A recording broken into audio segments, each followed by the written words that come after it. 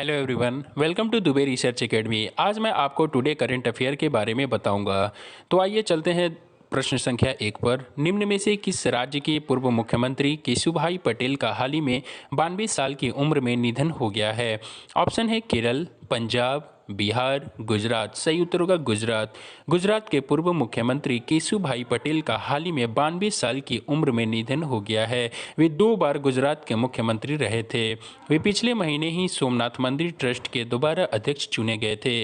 वर्ष 2001 में उनकी जगह नरेंद्र मोदी ने सीएम पद की शपथ ली। आइए चलते हैं प्रश्न संख्या 2 पर। आरबीआई ने हाल ही में प्राइवेट सेक्टर के किस बैंक पर मार्केटिंग नियमों को तोड़ने पर 22 लाख का जुर्माना लगाया है? ऑप्शन है bank of Baroda, yes bank, DCB bank, ICI bank. सही उत्तर होगा डीसीबी बैंक। आरबीआई ने हाल ही में प्राइवेट सेक्टर के डीसीबी बैंक पर फाइनेंशियल प्रोडक्ट के लिए मार्केटिंग नियमों को तोड़ने पर 22 लाख का जुर्माना लगाया है। आरबीआई ने यह जुर्माना डीसीबी बैंक पर यह पेनल्टी उसने बैंकिंग रेगुलेशन एक्ट 1949 के तहत लगाया है। ये चलते हैं प्रश्न संख्या 3 पर। इनमें से किस बैंक के बोर्ड से एसबीआई के मनोनीत निदेशक स्वामीनाथन जानकी रमन ने इस्तीफा दे दिया है? ऑप्शन है bank of Baroda, yes bank, DCB bank, ICI bank. सही उत्तर होगा यस बैंक। हाल ही में यस बैंक के बोर्ड से एसबीआई के मनोनीत निदेशक स्वामीनाथन जानकी रमन ने इस्तीफा दे दिया है। अभी एसबीआई जल्द उनके स्थान पर नए निदेशक को मनोनीत करेगा। वर्तमान में यस बैंक के बोर्ड में 6 सदस्य बचे हैं, जिसमें एमडी और सीईओ प्रशांत कुमार और non executive chairman Sunil Mehta शामिल हैं।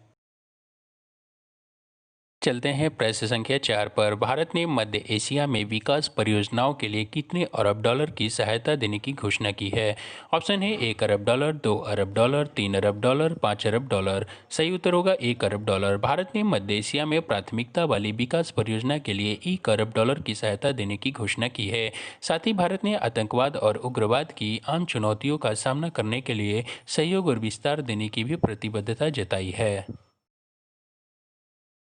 ये चलते हैं प्रश्न संख्या 5 पर। हाल ही में किसने राष्ट्रीय राजधानी क्षेत्र में वायु गुणवत्ता प्रबंधन के लिए वायु गुणवत्ता प्रबंधन आयोग के गठन के लिए अध्यादेश जारी किया है? ऑप्शन है सुप्रीम कोर्ट, रामनाथ कोविंद, नरेंद्र मोदी, नीति आयोग। सही उत्तर होगा रामनाथ कोविंद। राष्ट्रपति रामनाथ कोविंद ने हाल ही में राष्ट्रीय राजधानी क्षेत्र में वायु गुणवत्ता प्रबंधन के लिए वायु गुणवत्ता प्रबंधन आयोग के गठन के लिए अध्यादेश जारी किया है। यह वायु गुणवत्ता प्रबंधन आयोग दिल्ली एनसीआर में वायु गुणवत्ता की सुरक्षा और सुधार के लिए शिकायतों पर विचार करने, निर्देश जारी करने के लिए उपाय करेगा। चलते हैं प्रश्न संख्या 6 पर। निम्न में से किस राज्य सरकार ने छात्रवृत्ति और अंतर्जातीय विवाह के प्रोत्साहन के लिए 2 वेब पोर्टल शुरू किए हैं? ऑप्शन है बिहार सरकार, पश्चिम बंगाल सरकार, अरुणाचल प्रदेश सरकार, उड़ीसा सरकार। सही उत्तर होगा उड़ीसा सरकार।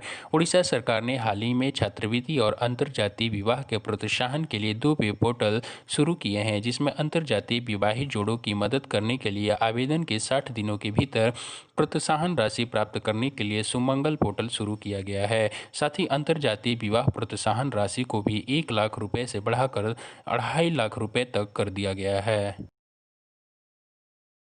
चलते हैं प्रश्न संख्या 7 पर। 30 अक्टूबर को विश्व भर में कौन सा दिवस मनाया गया है? ऑप्शन है विश्व बचत दिवस, विश्व पैसा दिवस, विश्व सहयोग दिवस, विश्व समझौता दिवस। सही उत्तर होगा विश्व बचत दिवस। विश्व बचत दिवस यानी कि वर्ल्ड सेविंग डे मनाया गया है। इस दिवस का मुख्य उद्देश्य विश्व भर में लोगों और समस्त राष्ट्रों की बचत एवं वित्तीय सुरक्षा को बढ़ावा देने के लिए प्रेरित करना है। प्रश्न संख्या 8 पर। श्री नितिन गडकरी ने किस राज्य में कुम्हार सशक्तिकरण योजना के अंतर्गत 100 कुम्हारों परिवारों को बिजली चालित चाक वितरित किए हैं? ऑप्शन है बिहार, महाराष्ट्र, उत्तराखंड। सही उत्तर होगा महाराष्ट्र। केंद्रीय सूक्ष्म लघु और मध्यम उद्यम श्री नितिन गडकरी ने हाल ही में महाराष्ट्र में खादी ग्रामोद्योग आयोग यानी कि केवीआईसी द्वारा शुरू की गई कुम्हार सशक्तिकरण योजना के अंतर्गत 100 कुम्हार परिवारों को बिजली चालित चाक वितरित किए हैं। साथ ही कुम्हारों को केवीआईसी में इस चाक से मिट्टी के बर्तन बनाने के लिए 10 दिनों का प्रशिक्षण भी दिया गया है। है प्रश्न संख्या 9 पर ग्रीन पहल के तहत एनटीपीसी लिमिटेड ने जापान के वित्तीय संस्थान के साथ कितने अरब जापानी येन विदेशी मुद्रा ऋण समझौता किया है? ऑप्शन है 10 अरब जापानी येन, 20 अरब, 40 अरब, 50 अरब। सही उत्तर होगा 50 अरब जापानी येन। ग्रीन पहल के तहत एनटीपीसी लिमिटेड ने जापान के वित्तीय संस्थान के साथ 50 अरब जापानी येन विदेशी मुद्रा ऋण समझौता किया है। इस समझौते के तहत जेबीआईसी सुविधा राशि का 60% हिस्सा प्रदान करेगा और बाकी हिस्सा वाणिज्य बैंकों को दिया जाएगा।